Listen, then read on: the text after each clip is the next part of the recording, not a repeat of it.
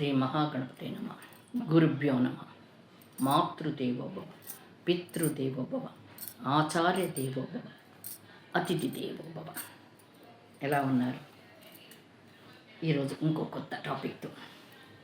మన జీవితంలో ఒక్కొక్కసారి కాదు, చాలాసార్లు, ప్రతిసారి నిర్ణయం తీసుకోవడంలో డైనమోలో పడిపోతాం.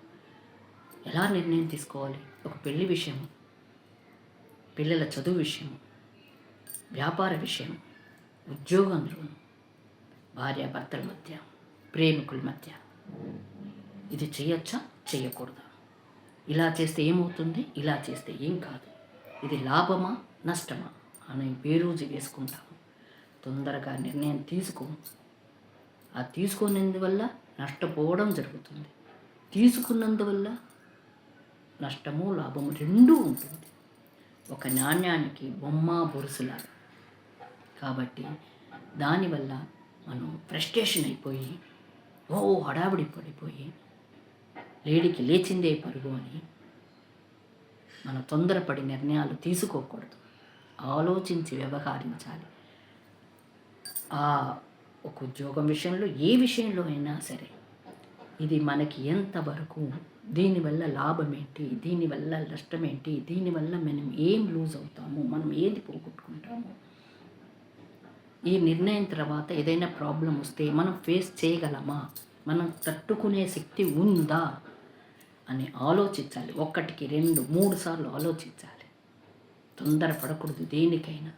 ఒక్కొక్కసారి సమయం ఉండదు నిర్ణయం తీసుకోవడానికి, వెంటనే నిర్ణయం తీసుకోవాల్సి వస్తుంది.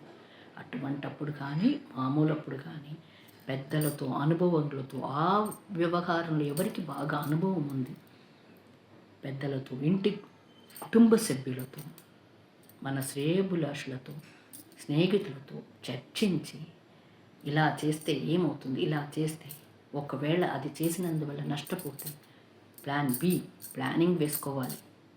ప్లానింగ్ ప్రకారం వెళ్ళాలి. హడావిడి పడిపోతూ, భయపడిపోతూ, ప్రతి దానికి భయపడకూడదు. నిర్ణయం తీసుకున్నాను లేదా మార్నింగ్ లేచి, పొద్దున్నే లేచి, తెల్లారుజామున లేచి కళ్ళు మూసుకుని మెడిటేషన్ చేయండి. మెడిటేషన్ చేసి ఆ భగవంతుడితో కనెక్ట్ అవ్వండి. ఆ అంతర్యామి, మన ఇన్నర్లో ఉన్న ఆ స్వామిని అడగండి. అది తప్పకుండా జవాబిస్తుంది. మన ఆత్మారాముడు జవాబిస్తాడు మనకి. ఆ నిర్ణయం సరైనది అవుతుంది. ఒక్కొక్కసారి సరైనది కాకపోవచ్చు. అంత మాత్రం బెంబేలు పడవద్దు.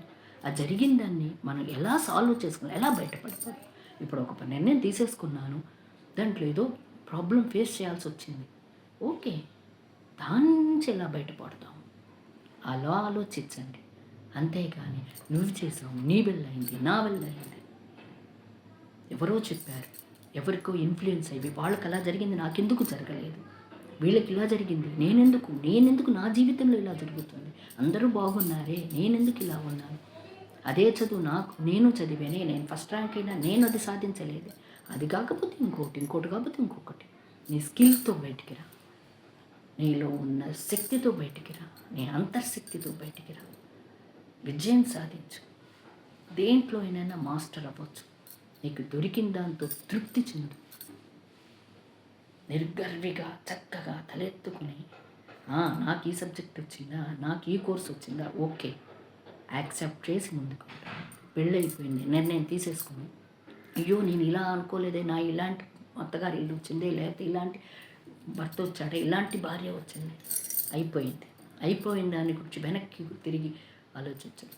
ఓకే, యాక్సెప్ట్ చేసి, భగవంతుడు మనకి ఏది రావాలో అదే వస్తుంది, ఏది పొందాలో అదే పొందుతాం. ఆ పొందిన దాని తృప్తి, ఉన్న దాంతో తృప్తి చెంది మంచిగా అభివృద్ధి చెందుతూ ప్రశాంతంగా ఆలోచించండి. మంచిగా నిద్ర పడుతుంది, చక్కగా ఉంటారు. ఏ నిర్ణయమైనా, ప్రేమ పెళ్లి విషయంలో అయినా సరే, ఒక్కసారి ప్రేమ జరిగింది, ఓకే, జరగలేదు, అది ఓకే. దేనికైనా జీవితం అక్కడితో అయిపోదు. బోల్డ్ అంత ఉంది మనకి. ఒకటి ఏదో జరగరాని జరిగిపోతే బెంబేలు పడవద్దు.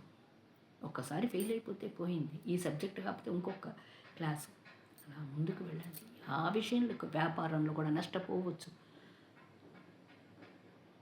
ఆస్తులు పోవచ్చు, జీవితం పోలేదు కదా, మనం ఉన్నాం కదా, సాధిద్దాం, ముందుకు వెళదాం, సంతోషంగా ఉందాం.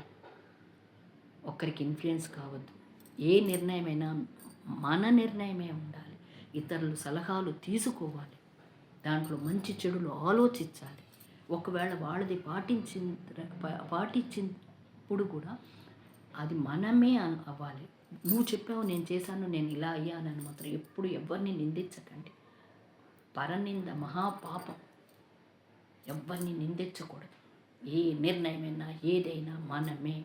మన చేతిలో మనకు అంత చేత కాదా, మనంత చేసుకోలేమా? ఇలా నిర్ణయం తీసుకోండి, వృద్ధిలోకి వస్తారు హ్యాపీగా. మీ మీనా. నమస్తే.